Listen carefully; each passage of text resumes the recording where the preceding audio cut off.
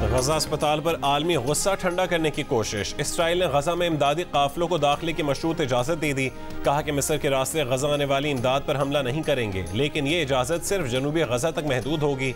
इमदाद बहाली के लिए इसराइल से मुआहदे का ऐलान अमरीकी सदर जो बाइडन ने किया। कहा कि अमरीका खुद भी गजा के लिए 10 करोड़ अमरीकी डॉलर इमदाद देगा। जो बाइडन ने अस्पताल पर हमले से इसराइल को क्लीन चिट दे दी।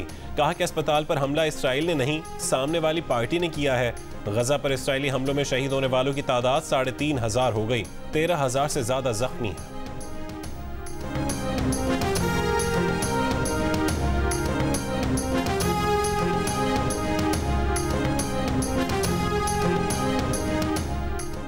अमेरिका ने सलामती काउंसिल में गजा में जंगबंदी की करारदाद वीटो कर दी। इंसानी बुनियादों पर जंगबंदी की करारदाद ब्राजील ने पेश की थी।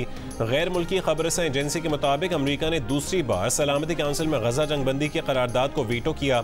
अमेरिका की जानिब से सलामती काउंसिल में करारदाद वीटो किए जाने के बाद रूस का गजा की सूरत हाल पर अक़वाम मुत्तहिदा जनरल असेंबली का इजलास बुलाने का मुतालबा।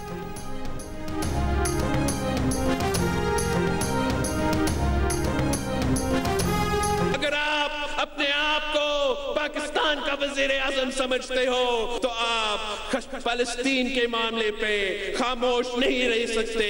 आपको उनका आवाज उठाना पड़ेगा, उनके लिए बोलना पड़ेगा, उनके लिए जो भी हो सकता है आपको करना पड़ेगा। फलस्तीनियों को जालिमाना तरीके से शहीद किया जा रहा है। वजीर आजम और वजीर खारजा को फलस्तीनियों के लिए बोलना पड़ेगा। साबिक वजीर खारजा और चेयरमैन पीपल्स पार्टी बिलावल भुट्टो जरदारी का निगरां हुकूमत से मसला फलस्तीन पर खुलकर बात करने का मुतालबा। सानेहा कारसाज की याद में जलसे से खिताब में कहा कि निगरां वजीर आजम और वजीर खारजा सिर्फ पाकिस्तान के नहीं, फलस्तीन के भी नुमाइंदे हैं। फलस्तीन के मामले पर पूरी कौम मुत्तहद है, हम सब एक हैं। मुल्क की मौजूदा सियासी सूरत हाल पर तबसरा करते हुए बोले, सिलेक्शन की सियासत ने जमहूरियत का जनाजा निकाल दिया। पाकिस्तान की जमहूरियत, आइन और इलेक्शन को एक शख्स की वापसी के लिए रोका गया है। कुछ भी हो जाए इलेक्शन करवाना होगा। 1.5 साल की हुकूमत ने साबित किया कि लंदन से मुल्क को नहीं चलाया जा सकता।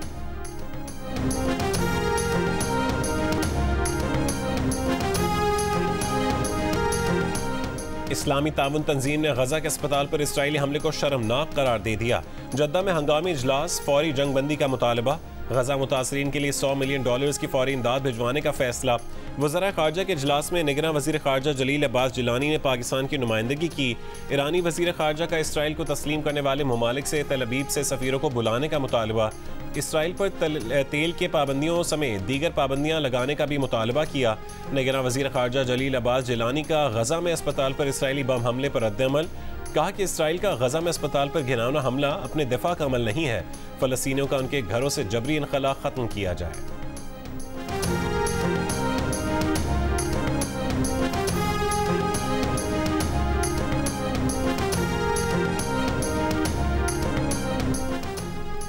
गजा पर इसराइली जाहिरियत के बाद तशद्दुद की लहर खत्ते में फैलने लगी। लेबनानी मीडिया के मुताबिक इराक में 2 अमरीकी फौजी अड्डों ऐन अल असद और हरैर बेस पर ड्रोन हमले किए गए। हिजबुल्लाह की जानिब से 4 घंटों में इसराइल के 3 इलाकों पर भी हमलों में जानी नुकसान पहुंचाने का दावा। जियो न्यूज़ की खुसूसी टीम की गजा इसराइल जंग की कवरेज जारी। मैदान जंग से ताज़ा तरीन सूरत हाल से आगाह करने के लिए इसराइली और लेबनानी सरहद के करीब लेबनान में मौजूद अक़वाम मुत्तहिदा की इमारत पर एहतजाज और तोड़ फोड़ की बराह रास्त कवरेज। जियो न्यूज़ के नुमाइंदे तारिक अबुल हसन और अली इमरान सैयद पल पल की सूरत हाल बता रहे हैं। फ़लस्तीनी वजारत सेहत के तर्जुमान डॉक्टर मरवान अबू सादा की जियो न्यूज़ के वॉर रूम में खुसूसी गुफ्तगू। कहा, गजा पट्टी के शहरी इंतहाई संगीन और गंभीर इंसानी सूरत हाल से दो चार हैं। नून लीग के कायद नवाज शरीफ का सऊदी अरब से आइंदा 24 घंटों में दुबई पहुंचने का इम्कान। नवाज शरीफ ने उम्रे की अदायगी के बाद रोज़ा रसूल सल्लल्लाहु अलैहि वसल्लम पर हाजिरी दी। नवाज शरीफ के ज़ाती अमले के 5 अफराद लाहौर से दुबई पहुंच गए। नवाज शरीफ दुबई में 2 दिन गुजारेंगे। दुबई में एक अहम मुलाकात भी तय है। नवाज शरीफ 21 अक्टूबर को पाकिस्तान पहुंचेंगे।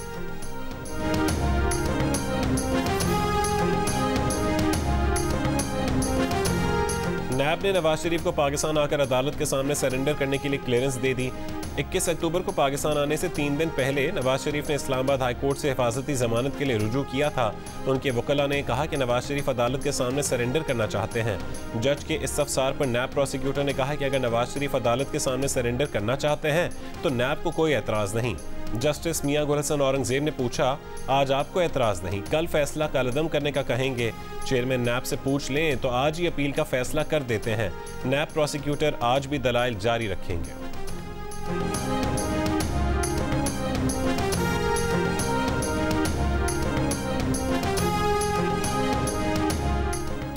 पाकिस्तान और चीनी कंपनी के माबैन पेट्रोलियम की सनत में $1.5 अरब की सरमायाकारी के मफाहमती याददाश्त पर दस्तखत।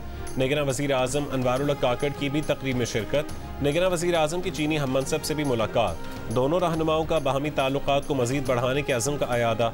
बीजिंग में बेल्ट एंड रोड के आला सतह के फोरम से खिताब में निगरान वज़ीर आज़म ने कहा कि BRI तरक्की और खुशहाली का मनसूबा है। CPEC के तहत $25 अरब से ज़ायद के 50 मनसूबे मुकम्मल हो चुके हैं। ML1 मुआहदे पर पाकिस्तान और चीन के दस्तखत। लागत $6.7 अरब रह गई, जल्द काम शुरू होगा।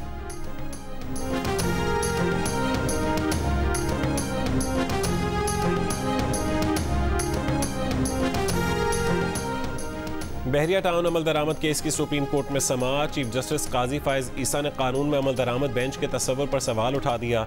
दरियाफ्त किया कि क्या सुप्रीम कोर्ट के जज साथी जजेस को अपने फैसले पर अमल दरामद का हुक्म दे सकते हैं।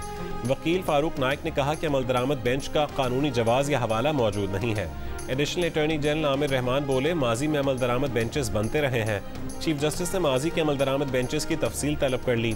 वकील बहरिया टाउन सलमान असलम भट्ट ने कहा कि अक़सात जमा करवाने में रियायत की दरख्वास्त 2021 में दायर हुई थी। चीफ जस्टिस ने पूछा, 2.5 साल से दरख्वास्त न लगने पर शिकायत क्यों नहीं की? आप शिकायत करें, अदालत तहकीकात करेगी। वकील सफाई ने कहा कि वो किसी पर इल्ज़ाम नहीं लगाना चाहते। चीफ जस्टिस बोले, हैरत है, आप कार्रवाई ही नहीं चाहते।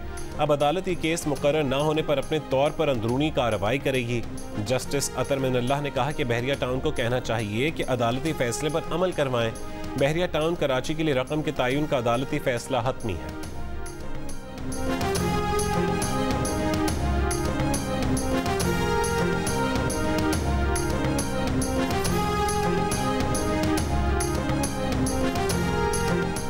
बेनज़ीर भुट्टो की बेटी आसिफा भुट्टो का सानहा कारसाज के शोहदा को खराज तहसीन। कहा कि 18 अक्टूबर 2007 को शहीद बेनज़ीर भुट्टो की इस्तकबालिया रैली को खुद को हमलावरों ने खून से रंग दिया था। जानिसार खुद कुर्बान हो गए मगर बीबी पर आंच न आने दी। बीबी शहीद की हिफाजत करने वाले 177 शहीदों को सलाम।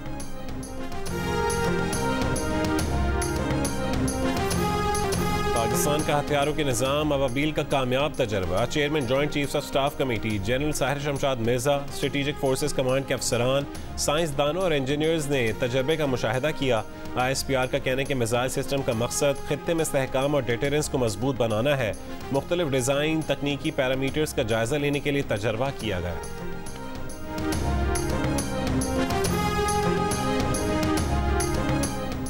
भारत में वर्ल्ड कप क्रिकेट खेलने वाली पाकिस्तान क्रिकेट टीम के खिलाड़ियों ने फ़लस्तीन की हिमायत में अपने सोशल मीडिया अकाउंट्स पर फ़लस्तीन का परचम पोस्ट किया, उनसे इजहार यकजहती का इजहार किया।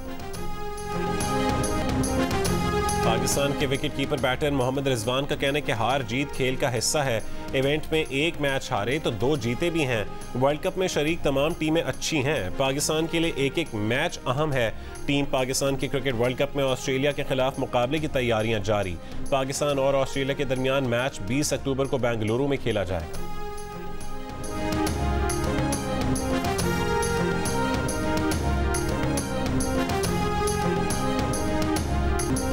वर्ल्ड कप में न्यूजीलैंड की लगातार चौथी फतह। यकतरफा मुकाबले में अफगानिस्तान को 149 रन से शिकस्त दे दी। 288 रन के जवाब में अफगानिस्तान की टीम 139 रन पर आउट हो गई। कोई भी अफगान बैटर टिक कर ना खेल सका। फर्गसन और मिचेल सैंटनर ने 3-3 विकेटें हासिल की। मैच में अफगान फील्डर्स की नाकिस फील्डिंग, अहम मौके पर कैचेस छोड़ दिए। न्यूजीलैंड की जानिब से ग्लेन फिलिप्स 71 और कप्तान टॉम लेथम 68 रन बनाकर नुमाया रहे।